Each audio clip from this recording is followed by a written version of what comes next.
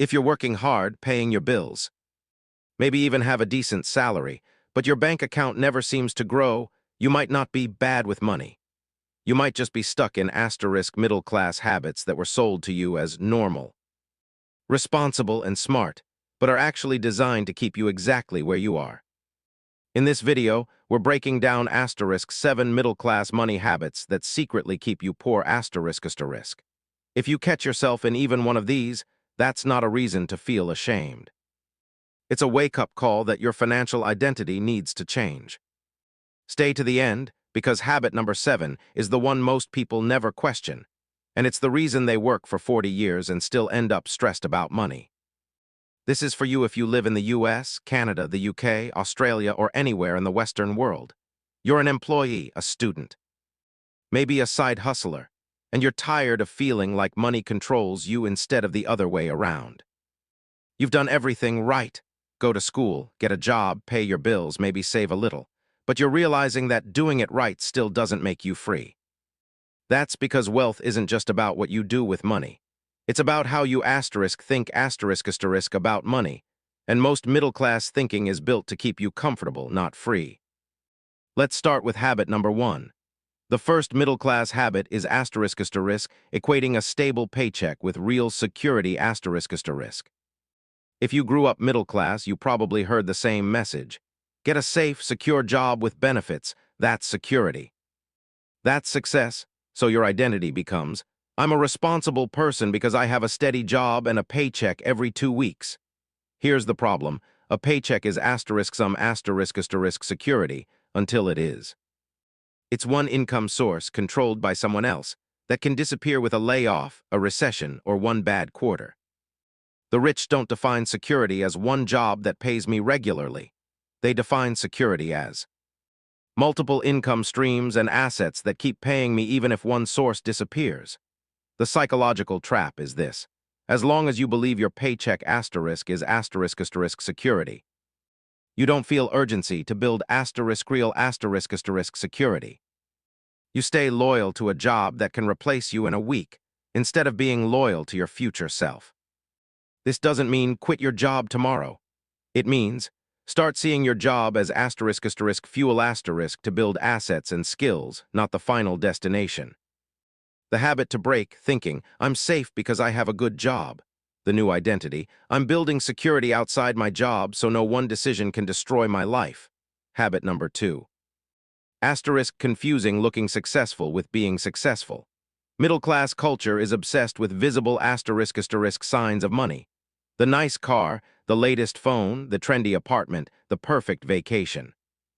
Why? Because the middle class is taught to protect their image . You don't want to look broke, even if, on paper, you're one emergency away from disaster. So the identity becomes, I'm doing well because I drive this car, live in this neighborhood, and wear these brands. But here's the harsh truth. Every dollar spent to prove you're not poor is a dollar that could have been used to stop you from being poor. Rich people understand a simple rule: status comes after assets. The middle class flips it. They buy status first and hope assets will come later. The habit to break here is emotional spending to protect your identity . Buying things so you can feel like you fit in with your friends, your coworkers, or your social media feed.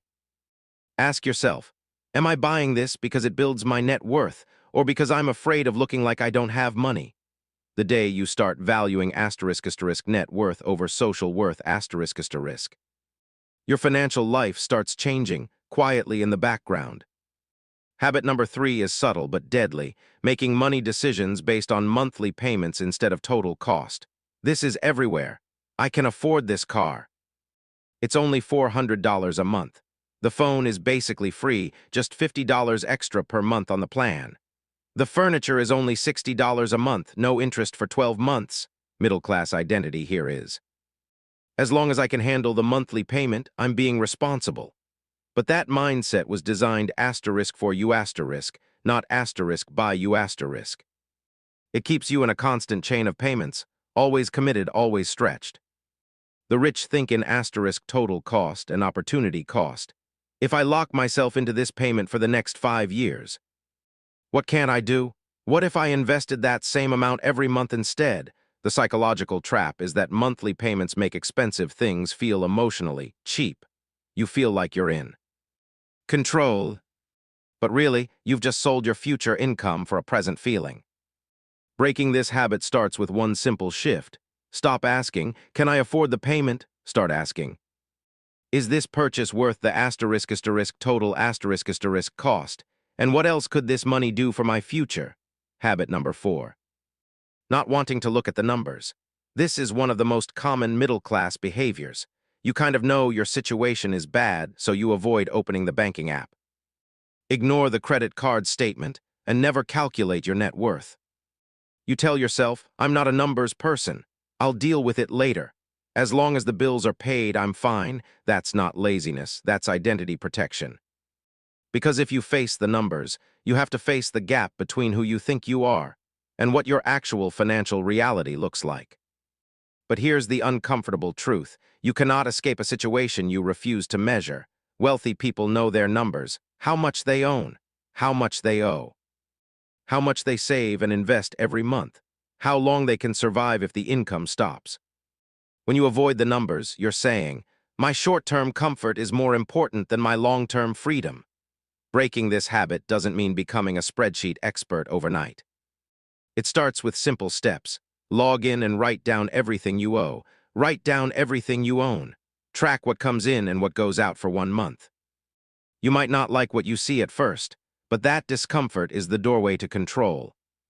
Habit number 5, treating saving and investing as an afterthought. The middle-class script goes like this. Get paid, pay your bills, spend on what you need and want, and if there's anything left, maybe save a little. In that system, your future self is always last in line. And guess what? There's almost never anything left. But you don't see that as a habit. You see it as just how life is when you're middle class. That belief keeps you stuck. The rich flip the order. Get paid, pay myself first, then live on what's left. Pay myself first doesn't mean buy something for yourself. It means the first money that leaves your paycheck goes to your future to savings, to investments, to debt payoff if needed. This is not about the amount. It's about the identity. You stop seeing yourself as someone who tries to save when possible, and start seeing yourself as someone who always invests in their future, even when it's uncomfortable. Breaking this habit can start small. Automate a transfer the day you get paid, even if it's just a small percentage. Make it non-negotiable. You're telling your brain, "I come first. My future matters. Everyone else gets paid after I do." Habit number 6 is treating all risk as dangerous and staying away from anything that feels unfamiliar. Middle-class conditioning teaches, the stock market is just gambling. Debt is always bad. Starting a business is too risky. So the identity becomes, "I'm a smart, cautious person because I avoid anything risky." But here's the twist. Avoiding all risk is actually a huge risk You risk staying stuck with one stream of income, savings that lose value to inflation, no assets that grow while you sleep. Wealthy people don't love risk, they respect it. They learn about it, they manage it. They understand that calculated risk is the price of opportunity. The psychological trap here is comfort. It feels safer not to read about investing, not to start the side hustle, not to ask dumb questions, not to feel like a beginner again. Breaking this habit means accepting a new identity. I am the kind of person who can learn difficult things. I can learn how investing works. I can learn how business works. I can handle feeling stupid at first. Start small, read one book on personal finance. Watch beginner-friendly videos about how the stock market really works. Learn the difference between good debt that can build assets and bad debt that only buys you short-term pleasure. Your fear of risk might be the very thing keeping you from the life you say you want. Habit number 7 might be the deepest middle-class belief of all, thinking that working harder and longer is the way to get ahead. You were taught, if you just work hard, you'll be successful, and because you're a responsible, decent person, you believed it. So your identity became, "I'm a hard worker, I show up, I put in the hours, I earn my money." There's nothing wrong with hard work. The problem is asterisk what you're working hard on. If you only ever trade your asterisk time asterisk for money, and all your effort goes into making someone else's system richer, you can work as hard as you want and still stay in the same place. Wealthy people don't rely on asterisk effort alone asterisk. They rely on asterisk leverage. Money that works for them, investments, skills that pay more per hour, systems and businesses that can earn without their constant presence. The middle-class habit is to be proud of being busy and tired. The wealthy habit is to be proud of building something that earns even when they're not there. Breaking this here means asking a different question, not how can I work harder, but how can I make this hour of my life worth more? That could mean learning a higher income skill, starting a side hustle that can scale, building assets that pay you again and again for the same effort. Hard work is good, but hard work plus leverage is what actually sets you free. If you saw yourself in these habits, remember, these patterns didn't start with you. They were handed to you by parents, schools, employers, and a culture that needs you to stay predictable and comfortable. The moment you see these habits clearly, you are no longer just middle class by default. You're someone who's waking up. Let's quickly recap the 7 middle-class money habits that secretly keep you poor. 1. Treating a stable paycheck as real security. 2. Chasing status instead of assets. 3. Thinking in monthly payments, not total cost. 4. Avoiding the numbers because they're uncomfortable. 5. Saving whatever is left instead of paying yourself first. 6. Fearing all risk and never learning how money grows. 7. Believing hard work alone will make you rich. Now ask yourself, which one of these hit you the hardest? That's where you start. If you want more videos that break down middle-class money lies and show you how rich versus poor thinking really works, make sure you subscribe asterisk and turn on notifications. Comment below, which habit am I breaking first? And write the number. That's your first small commitment to a different financial identity.